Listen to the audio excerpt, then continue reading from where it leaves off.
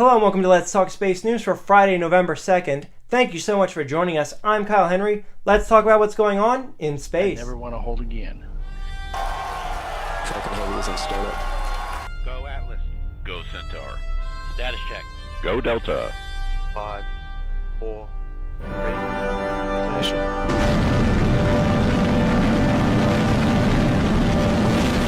Our first story, the Roscosmos Soyuz MS-10 failure commission report was released this week. The reason why Soyuz MS-10 failed was reported to be because of a deformed sensor that is used for separation. So, the sensor was used for determining when the vehicle should do the certain parts of separation, is what I'm understanding from it. And at the press conference where they released the findings of the commission, they also released a video of the onboard footage from the Soyuz rocket. But should be noted, and we're playing that right now, the video from the commission report. It should be noted that it appears as if this video has been cut up a couple of times. Here's a frame from just before the incident occurs, and then here's the frame right after. Notice how the horizon isn't really the same in these. To me, that sort of indicates that likely they cut part of the video out. I don't know for what reason. It's also possible they didn't, and literally a lot happened in between those two frames. In an accident like this, something can happen in like a split second, so it's very possible that they didn't cut anything from this, and this is just the video. But here's the video again, played next to a normal stage separation. You can see the booster on the left from the MS-10 one appears to be the one that didn't separate correctly. But the next crewed launch for a Soyuz is now scheduled for December 3rd, and that mission will carry, I'd assume it would carry the Soyuz MS-11 crew up into orbit. Don't know if the MS-10 crew will ever fly again and conduct their mission, but these are questions for later, I guess. But yeah, so that's the incident report. I think my theory pretty much holds up if you look at the video. Like, it does appear like what I remember a few weeks ago I said, where it appears that the bottom separated and then the top portion of Soyuz didn't. That, to me, this video sort of proves that that's what happened, but could be completely wrong still. There's still a lot, I think, that's a bit unknown, but I think the next crewed launch will be safe, so we can move forward. But with the ISS schedule, there was a quick shift earlier this week. The SpaceX Sierra-16 mission is now going to fly no earlier than December 4th.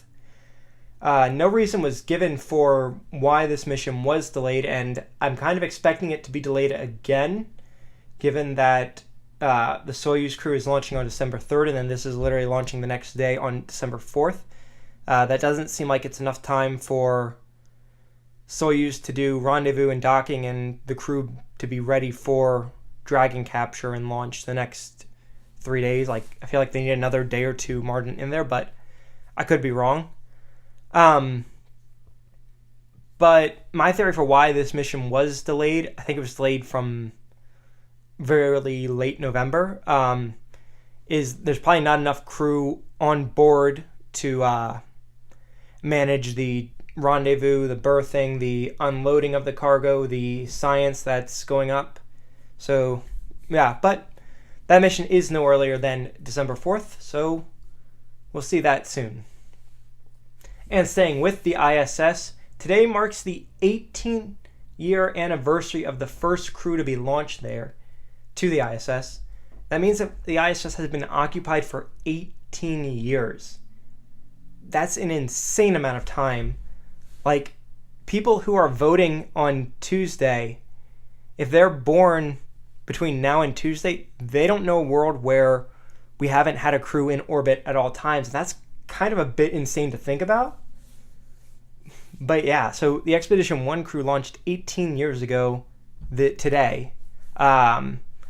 Later this month, we'll be celebrating the 20th anniversary of the launch of Zarya, the first module for the ISS. That is the Russian module that sort of connects the two. There's technically a PMA, pressurized mating adapter, which is what acts as the docking port for U.S. vehicles or U.S. crewed vehicles. There's a PMA between them, but Zarya is essentially the point where the two halves meet.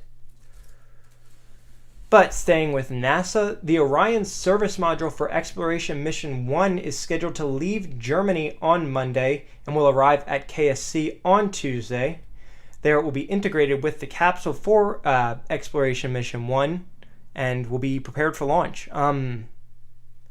I don't know for certain. I feel like if I'm remembering correctly, they have to mate the capsule to the vehicle, and then they'll do fit checks and everything there, and then they'll unmate them and ship them to one of the NASA centers for acoustic testing.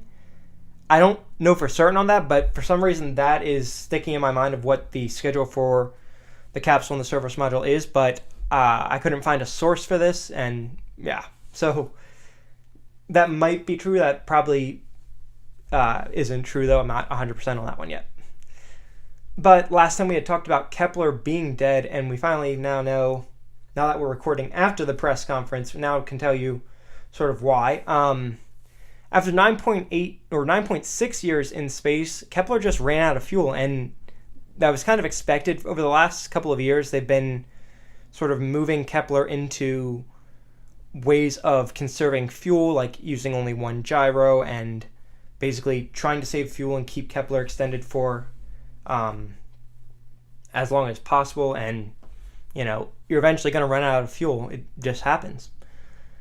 But Kepler's main contribution to the scientific community is that it is responsible for the discovery of over 26,000 or 100 exoplanets, 2,600 exoplanets.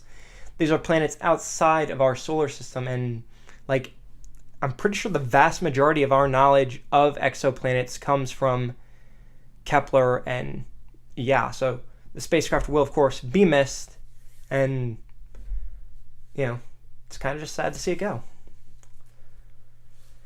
But earlier this week, NASA also announced the end of another mission. The Dawn spacecraft had its mission ended after 11 years. It also ran out of fuel. Dawn was responsible for visiting two protoplanets in the asteroid belt. These planets were Vesta and Ceres. Dawn was the first spacecraft to ever orbit two extraterrestrial bodies, and this is also NASA's first exploration mission to use an ion propulsion system. Dawn did launch aboard a Delta II in September of 2007. But switching over to the commercial sector, Rocket Labs has announced the launch date for its business time. That mission is now scheduled for no earlier than November 11th. That is when the 9-day window for launch opens. That window extends through November 19th, and the window opens each day at 10 p.m. Eastern Time and closes at technically 2 a.m. Eastern Time the next day, but basically the same night. So 4-hour window, 9 tries.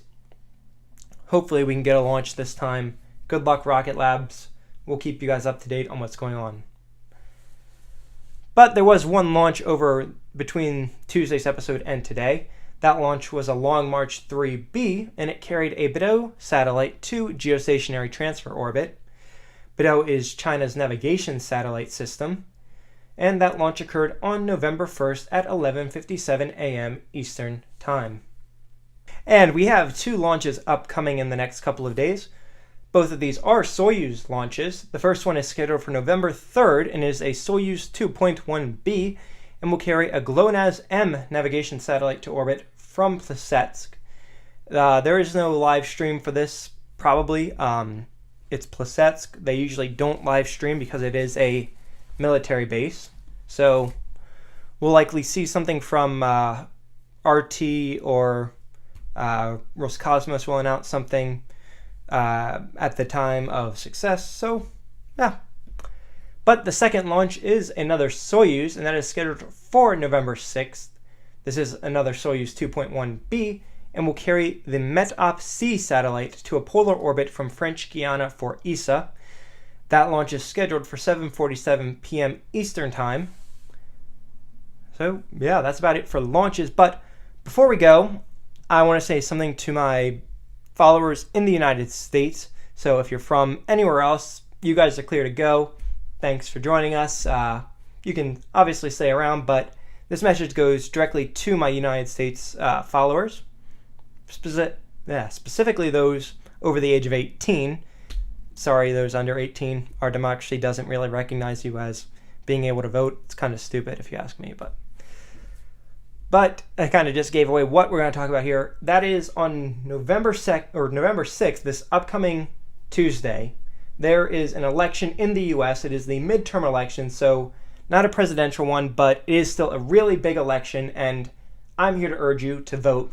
I can't tell you who to vote for, and because one, these are local elections, and unless you live in like a small portion of Pennsylvania like I do, we're not going to be voting on the same things. And I'm also not going to tell you who or which side to vote for, because I think that's a decision you have to make on your own. But there are a lot of great resources out there to figure out who's up for re-election and like who you'll be voting, who you'll have the opportunity to vote on.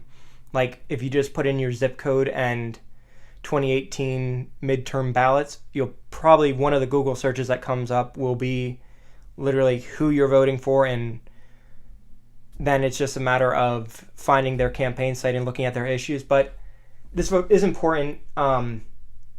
Like if you look at any of the numbers and are a political science nerd like I am, you know that this election is really going to come down to turnout. And I'll be honest with you, like I've said in the last discussion video on the Bush era, and the Obama era one is coming soon.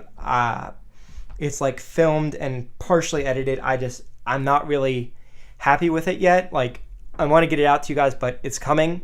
It'll be up eventually. I don't know when yet. But yeah, but like I've said in other ones, I'm a Democrat. So, or like I said in that discussion video, I'm a Democrat. But I would much rather lose an election because 100 Republicans voted because I said to vote than win because 100 Republicans didn't vote. You know, I think democracy is something that isn't a spectator sport. People need to be active, and we need to be paying attention. And it really is important. We can't sit elections out. It's just, it doesn't work out. And like every vote counts, even if you think one vote isn't going to change it, it might. And I really, like, if you're on the fence for voting, it's super easy, and you get a sticker afterwards. Like, come on, it's really fun to vote. But yeah, so Tuesday there is a midterm election in the United States. I'm not entirely sure what I'm doing Tuesday, so the Let's Talk Space news for Tuesday might be out a bit late compared to other times, or it might be out really early, in which case we might miss stories on Tuesday. I'm still determining what my plans are for election night. So this might give you guys a heads up, but yeah, vote, please. But I'm Kyle Henry. Thank you so much for watching. We post newscasts like this every Tuesday and Friday. So if you enjoyed, hit the like and subscribe button and ring the notification bell so you can stay up to date on what's going on in space. We also post the sources for today's stories in the description down below so you can check our facts. And if something doesn't seem right, let us know. We strive for 100% accuracy in our coverage. Thank you so much for joining us. Goodbye.